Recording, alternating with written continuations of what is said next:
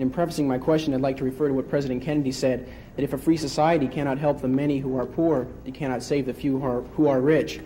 And to say that, well, we are a government of the people, and when there is a large sector of the people who are hurting, perhaps it is the responsibility of this government of the people to help out. Well, my question is regarding how free are the poor, how free are the unemployed, and how free are those people who are disadvantaged? Right. And so in reference to that, right, what is government's role? First of all, the government doesn't have any responsibility. People have responsibility. This building doesn't have responsibility.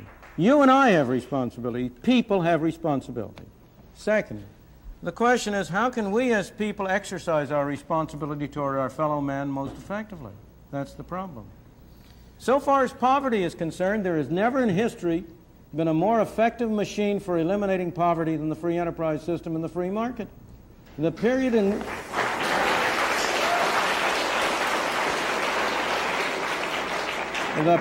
which you had the greatest improvement in the lot of the ordinary man was the period of the 19th and early 20th century. Those of us in this room are the heirs of that. We benefited from the way in which our parents and our grandparents were able to come here. And by virtue of the freedom that was offered to them, were able to make a better life for themselves and them and us. But next, if you look at the real problems of poverty and denial of freedom to people in this country, almost every single one of them is a result of government action and would be eliminated if you eliminated the bad government failures. Let me be precise and specific. We have constructed a governmental welfare scheme which has been a machine for producing poor people. We have induced people to come under control of welfare.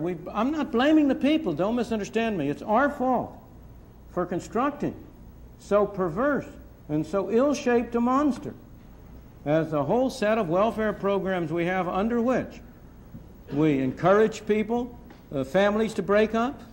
We encourage people to move from one part of the country and come to another, under which we have, in effect, made many people poor. And yet, when all this is said and done, have I ever been where? Welfare or poor.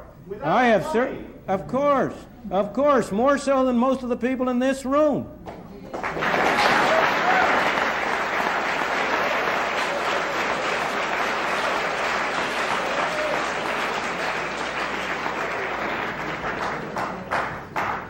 How many of you have worked a 12-hour day and gotten paid 78 cents?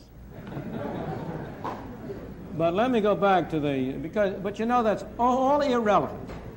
Is there one of you who is going to say that you don't want a doctor to treat you for cancer unless he himself has had cancer?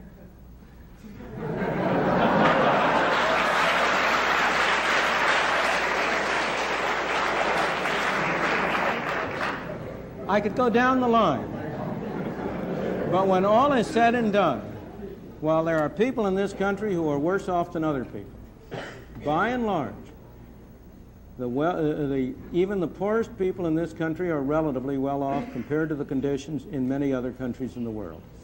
What we take as our standard of poverty,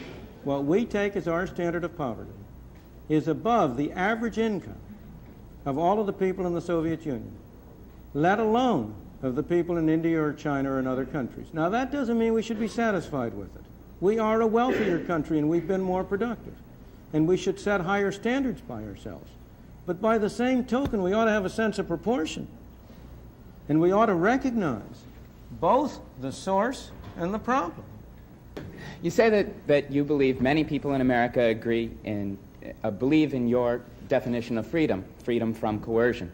And I might agree with you, but I also believe that many people in America believe in a different kind of freedom, and that is freedom to well-being, a certain level of standards, fair housing at a good price, education, etc.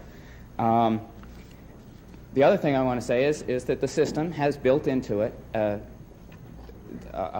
poor remain poor and the rich remain rich, and that is an externality of the system. It is not built into the system at all. It has never been true. It's simply a false.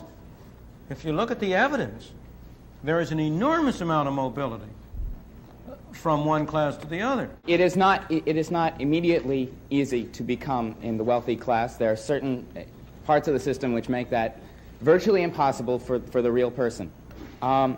Now, I believe that this freedom, too, represents the belief in equality as opposed to liberty. And I wonder, is it possible to build a system based on this equality, which I believe that many people agree in, and would not be willing to sacrifice to the liberty of freedom from? Well, I'm not going to be able to give a full answer to your question because you've asked a very, very complex question, and so you're going to have to pardon me if I am a little dogmatic. But I only want to suggest that the statements I'm making are not without some thought and reason behind them. In my opinion, a society that aims for equality before liberty will end up with neither equality nor liberty.